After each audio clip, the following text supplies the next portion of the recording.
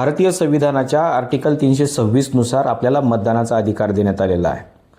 पण हा मतदानाचा अधिकार देत असताना डॉक्टर बाबासाहेब आंबेडकरांनी या कलमामध्ये एक महत्त्वाचा शब्द वापरलेला आहे. तो शब्द आहे अनसाऊंडनेस ऑफ माइंड.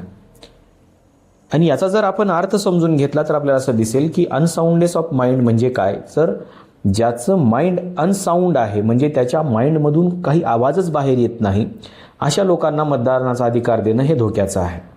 आणि कारण काय, तर तो जर स्वतःचा विचार करू शकत नसेल, स्वतःचा आवाज बाहेर काढू शकत नसेल किंवा स्वतःचा विचार करून एखाद्या निष्कर्षापर्यंत येऊ शकत नसेल, तर अशा लोकांपासून इथल्या लोकशाहीला धोका आहे.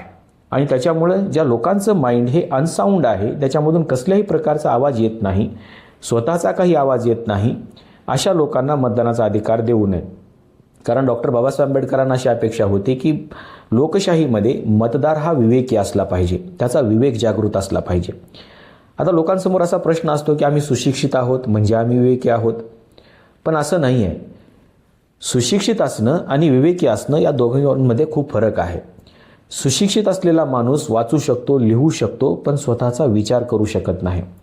विवेकी असलेला माणूस वाचूही शकतो, लिहूही शकतो आणि स्वतःचा विचारही करू शकतो. त्याच्या माइंडमधून त्याचा स्वतःचा एक आवाज बाहेर येऊ शकतो. आता याला सुशिक्षित असण्याची अट आहे का, तर अजिबात नाही. अशिक्षित असलेल्या माणसाचा मेंदू देखील जागृत असू शकतो आणि तो स्वतःचा विचार करू शकतो. अशा लोकांना मतदानाचा अधिकार द्यायला काही हरकत नाही. पण आता अशी एक पिढी निर्माण व्हायला लागलेली आहे की जी स्वतःचा विचार करत नाही.